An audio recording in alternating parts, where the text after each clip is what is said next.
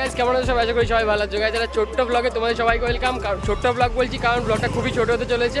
আমরা এসেছিলাম বনগাঁয়, তো বনগাঁয় একটা দিদার বাড়িতে এসেছি। তো এখান থেকে বাড়ি ফেরার পথে আমি ব্লগটা বানানোর একটাই কারণ হয়েছে এখানে যে ব্যাকগ্রাউন্ডটা, এখানে যে রাস্তাগুলো খুবই সুন্দর। রাস্তাগুলো দেখানোর জন্য এই ব্লগটা।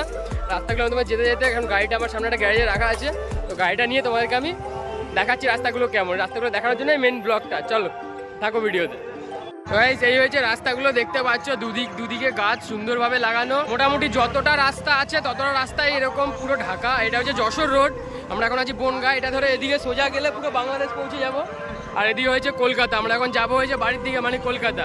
পুরো রাস্তায় এরকম বড় বড় গাছ দিয়ে ঘেরা, দেখতে পাচ্ছ ওপর থেকে রোদটা খুবই কম পড়ছে। নিচে কিছু কিছু জায়গা ফাঁকা ছিল, জায়গাগুলো রোদ পড়ছে, বাকি পুরো রাস্তাটাই ছাওয়া এরকম। তো গাইস আমরা বেরাচ্ছি এখন। আর এদিকে দেখো এরকম হয়েছে রাস্তা, দেখতে পাচ্ছ পুরো গাছের মাঝখান দিয়ে যেতে হবে আমাদেরকে। আর আমাদের এখান থেকে যেতে মিনিমাম 1.5 ঘন্টা 2 ঘন্টা মতো লাগবে। আর এই রাস্তাটা একটাই প্রবলেম, পাশ দিয়ে সঁ করে সব বাস গাড়িগুলো বেরাচ্ছে। তো চলো যাওয়া যাক দুগ্গা বলে। তো যেমন কি দেখতে পাচ্ছ আমরা বেরিয়ে গেছি, আর দুপাশে গাছ এত সুন্দর লাগছে সত্যি বলতে। এই রাস্তায় গাড়ি চালাতে শুধু গাছ 2-1টা জায়গা হালকা ফাঁকা, বাকি রাস্তা পুরো গাছ। এবার ওভারটেকটা করে নিই বাস। এবার দেখো রাস্তাটা জাস্ট দেখো, এবার মনে হচ্ছে যেন কোনো জঙ্গলে প্রবেশ করছি। অ্যাকচুয়ালি দেখে মনে হচ্ছে কোনো জঙ্গলে প্রবেশ করছি, এত সুন্দর লাগছে। দেখতে থাকো এই জায়গাটা একটু ক্রস করি।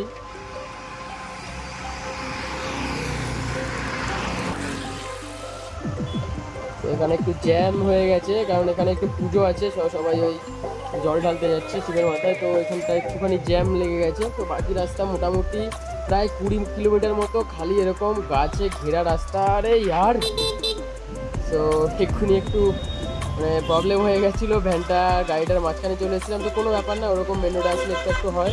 তো চলো এখান থেকে বেরাই আগে। তো এইদিকে ওই জায়গাটা প্রায় ছাড়িয়ে এসেছি আমরা, প্রায় 20 কিলোমিটার মতো চলে এসেছি। আর এই জায়গাটা দেখতে পাচ্ছি আস্তে আস্তে আমরা শহরের দিকে ঢুকছি।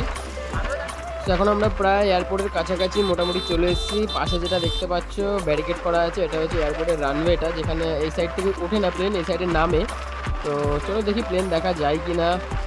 তো একটা প্লেন রেডি হচ্ছে এখানটায়, মনে হচ্ছে এটা এখনই নামলো বা কিছু বুঝতে পারছি না। যাই হোক, আর নাহলে ইঞ্জিন গরম করছে, যাই কিছু একটা হবে। ওই যে দেখো উপর থেকে একটা প্লেন নামছে। তো আরে ইয়ার, তো এখন যেহেতু রাস্তা থেকে ভিডিও করছি তো বাস গাড়ি আসবেই। তো জানি না কতটা কি ক্যামেরায় দেখাতে পারলাম, যাই হোক। আর শুনলাম যে পিছনে আমরা যে রাস্তাটা হয়ে এখন আসলাম, পুরো গাছে ঘেরা যে রাস্তাটা ছিল, সেই রাস্তার গাছগুলো নাকি কেটে দেওয়া হবে, কেটে নাকি হাইওয়েটাকে চওড়া করা হবে। চওড়া করা হলে সেটা ঠিকই যে একটু সুবিধা হবে গাড়ি ঘোড়া চলাচল করতে, কিন্তু এত সুন্দর জায়গাটা নষ্ট হয়ে যাবে এটাই ভেবে খারাপ লাগছে। তো যাই হোক, দেখো আমরা চলে এসেছি প্রায় বাড়ির কাছে, ভিডিওটা এখানে শেষ করব। তো বাড়ির সামনে পৌঁছে গেছি, গাড়ি এখানে রাখা রয়েছে, বাড়ির গেটে দাঁড়িয়ে আছি, মা আসবে, মায়ের জন্য ওয়েট করছি।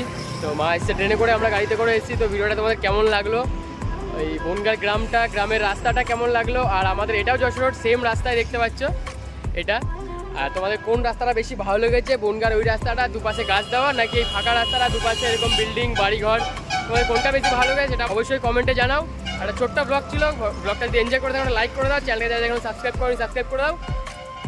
দেখা হচ্ছে নতুন ফ্রেশ ভিডিও, ততক্ষণ যেন টাটা।